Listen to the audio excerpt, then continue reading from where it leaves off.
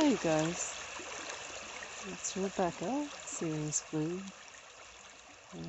speaking to you on location today from my home watershed. Um, I'm out.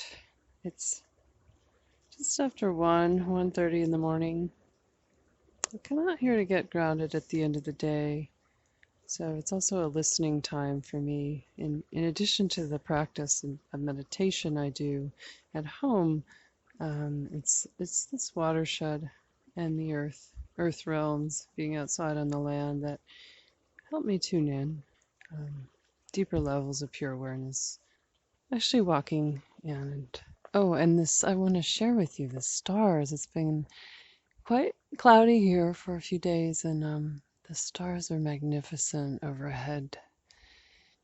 It's sort of like sharing the native quality of this and the more intimate aspects of location and things like that. Last night I was out and I was introduced, it was quite sudden, I was introduced to a new group of beings that I actually sense has been around me for quite a while, probably my whole life, but I've felt them but not seen them and been introduced until last night quite abruptly. um, let's see, tall being, very warm energy signature, very incredibly intelligent. And I got right away Andromedan, but she said in her name came through as Servain or Servani, and she was with a few others last night, and they're here with me now. Again, my awareness is in that same consciousness stream, and I feel like they're right here with me. Andromedan, she said, we are of the Andromeda galaxy by way, Andromeda by way of Sirius. So interesting there. And I'm sure more information, will come through from me. The experience is interesting. There's times when with certain beings that I have a close affiliation with in some way, maybe part of my own galactic blueprint, I will experience it viscerally, like in my body. So I could feel like the head, the brain almost, like these lobes there's like a dual lobe on top of the head. And I sense that within this society or this race, it would be like a status symbol, like the bigger your double lobe at the top of the head, the more status you would have. It's kind of funny.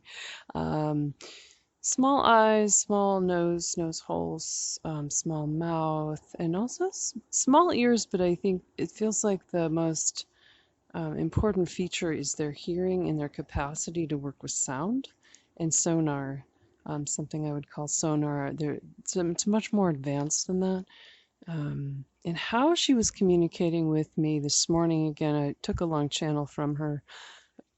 And as I stand here now, actually, it's quite telepathic, but it's also, I hear etherically like a frequency range, almost like blips. There's a code or something, and somehow that's coming into me that it's translated by some part of my computer. It helps me understand it. It's quite interesting. I see a lot of different colors as this is happening. So sound beyond human hearing that I hear in some other way, discern in some other way. That is one of their biggest gifts and one of their main interests, I feel. Butiki kanti shi shama ate khani eshi shama amakati shi ponna kanisha. There's just so many interesting things about I'm giving just the details because it's so I want to say just fascinating, and I'm hoping that might be the case for you. So I'll share a little more just about the aspect that I'm discerning. The more visual, like what would this being actually look like? Skin is translucent. Skin is translucent, and like a bluish glow with a little bit of pink. Changes somewhat. But one of the interesting thing is I can see like a code or codes. I want to say like like a creation code of her being, her source blueprint sounds like below her skin. But this is what fascinated me, is was so mind-blowing when I first saw it, and now again, is that through the translucent skin I can see the Andromeda galaxy. You can see a lot of water. You can see these tides, oceans, like sea. She says there's so much water. Where we come from, there's so much water. So much water. The water that I'm seeing too, and I feel like I also saw this on a recent excursion to Inner Earth or Agartha. And she says, yes, we have some connections to what you call Agartha and its conception and its development. Well, we have had something to do there, but okay. Her energy, I wish I could transmit this to you, is so, so warm, so, to say benevolent is just, it's too small of a word, and the limits of our language become clear here. So the water that I'm shown and that I feel is, it changes according to the needs of the being. So if there's a group of beings and they need something, they can almost get it from the water. The water is alive, and it's like a being interacting with them there in Andromeda, or whatever part of Andromeda they come from. Remembering that's a whole galaxy we're speaking of. The water's sentient. The water responds. The water changes color according to what is needed. That means it's changing its frequency. But I also see these changing landscapes. I don't even know if they're called landscapes. She says, this is where we come from. This is part of what we're just going to show you at this time. There's a lot more to come. I feel like the only way to describe, if you know the work of Corey Goode, do you know, he talks about the glass paths, like seeing through that, like you could look, I'm looking through, could look through her skin in her being and see so many things. I could learn so many things just by looking and seeing. Like looking something up on a computer in a way, but it's much more sentient, it's much more rich and poetic than that. It's not sterile at all. It's almost like it's like when I went to the Inner Earth recently, and I was exploring there and I didn't want to leave. It's the same feeling. It's very blissful. It's very peaceful. And early on, when I started interacting with Galactic Andromedans, I was told that this was the galaxy of unity. I guess you could say that in relation to our star system of polarity here on planet Earth at this time.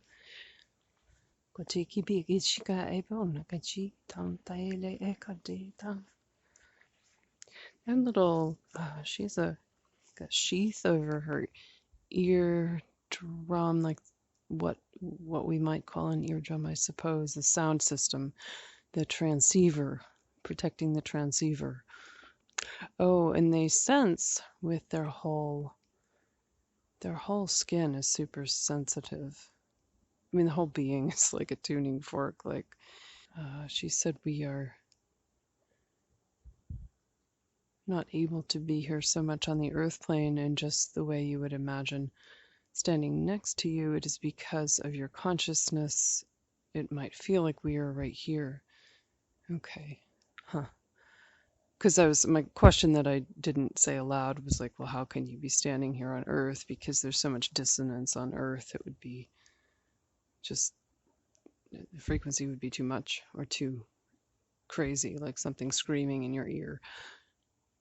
Just keep seeing all the water of the Andromeda galaxy. I wanted to see, she says, you're right, what you said about our lobes. Where I come from, these are a status symbol. We know you find them ugly. Oh my goodness. Yeah. They're a little stockier than, they're quite tall, but also, I wouldn't say stocky, but wider than some of the other ETs that I've experienced who are more lithe. It almost seems like she's wearing a kind of garment. I'm just pausing and being quiet as I'm looking in a little more to her physical aspect and her. It does seem like her body changes color a little, but predominantly blue. It's kind of a high-tech, I don't want to say fabric even. I can't tell what it's made out of. Asking her now. Chikai chi shai kan hikai kan e hime akati shata nike kanda te kika the go. Oh, it is made of things from our, well, we make it out of frequency. It's not, well, it's not fabric like you know. It's made out of things from our galaxy. It has consciousness. Everything we do, everything we use, everything has consciousness. And one of our gifts to bring you is that, well, you can begin to bring this back on Earth now too. That is one of our messages. Because of course we come from the galaxy of unity. We want to come into those who can see us beyond polarity, unity. This is your blueprint. This is your blueprint. This is your blueprint. This is why you are here. Oh, she's giving me a message from my own. Okay. But, well, let me unpack that. I was told when I started questioning my own star origins, I was offered that my Andromeda was the galaxy of Andromeda was the essence blueprint, the original blueprint, with strains of Lyran and Sirian and Pleiadian and so on. But the message is she wants to show us that the porosity that these beings have and the ability to interact with their environment in such a deeply, what is it? It's so sensitive. The rendering is so sensitive to everything. And even though they're from a different galaxy, we have that capacity to resensitize to our world, to our experience in our own skins, and to see a lot more than we do, a lot more than we've been trained to see. So I'm sure their ongoing messages will be very much about unity, transparency. She says transparency. Don't you see how we are? Um, your capacity to know is based on your capacity to be vulnerable in your own skin. What does your skin know? What does your feeling sense tell you? Humans' gifts can be unlocked through their extraordinary capacity to feel. Yes, we're different. We come from the 10th and the 11th dimensions. We tell you you have these same things. I'm being quiet. Just it's very subtle. The messages coming in through this other. It's like a different. The frequencies are not. They're just. It's etheric sound. Oh, okay. So she's offering some kind of attunement. This is interesting. It will sound to you not like anything, so it'll be silent. Hang on here. She says every time you meet another being from another place, an off-world being, you would say you're getting an attunement of their energy field. Remember, you don't, well, we don't mean to be, well, we'll just say that we don't exactly come down to you. You have to raise your vibration to meet us. So, these interactions for you humans who meet those from other places. Well, these are upliftments for you. They help you remember. They help you raise your frequency too. So don't feel that there's anything strange in, well, the otherness. Knowing the other helps you, only helps you. We of benevolence, as you say. So I want to tune in. Let me just see if I can bring in this thing that I'm feeling, sensing, seeing in color. There's a lot of, it's like a green light, soft green, soft lemony yellow, soft blue. Just letting her, just have a breath there, okay? Just have a breath there. Just open your sensitive skin to receiving vibrational codes from the galaxy of unity. And the best I can do with the English language at the moment is say that you're receiving a sonar attunement from the Galactic Andromedans.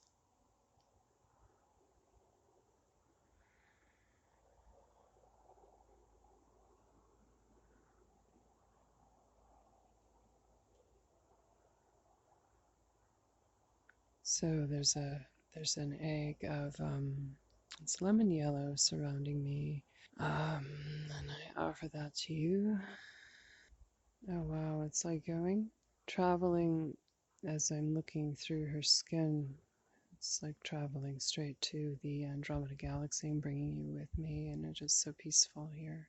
Different kinds of sound, and they're all like little lullabies, the frequencies, at least where I'm going and what I'm being shown.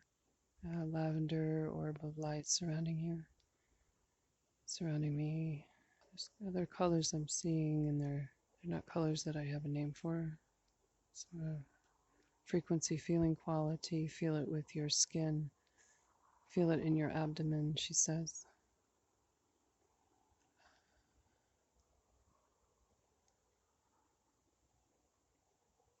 Sensate sentient waters of the galaxy of unity. Waters, as you know them, they are compositionally different where we come from.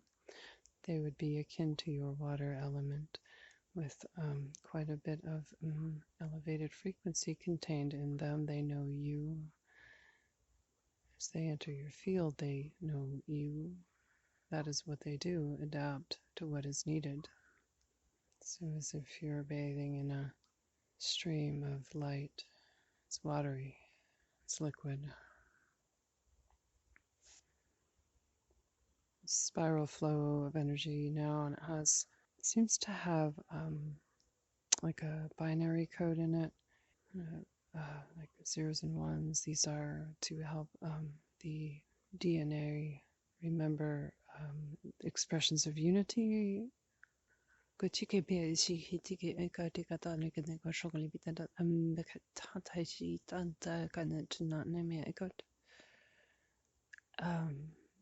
that's actually me talking to her in one of my native languages, we might call light language, asking her to tell us more about what's happening.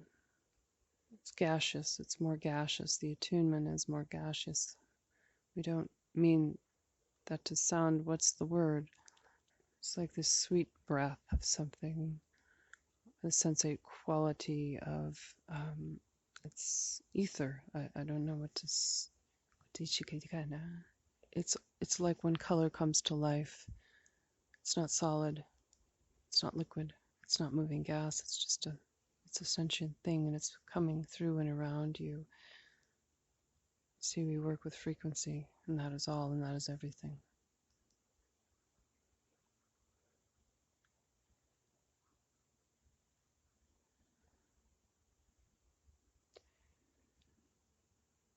Like a cerulean blue.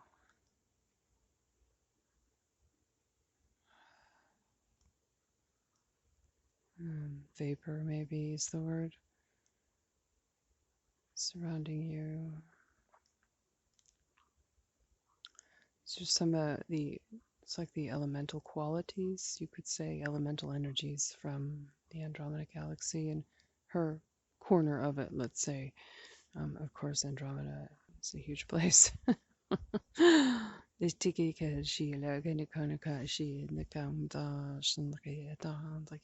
So many questions, but I know Servani and I will be continuing this exploration. She feels like family to me. and I'll share something. I I morphed into my like a Pleiadian body, which I'm quite familiar with. It also feels very comfortable, if you like.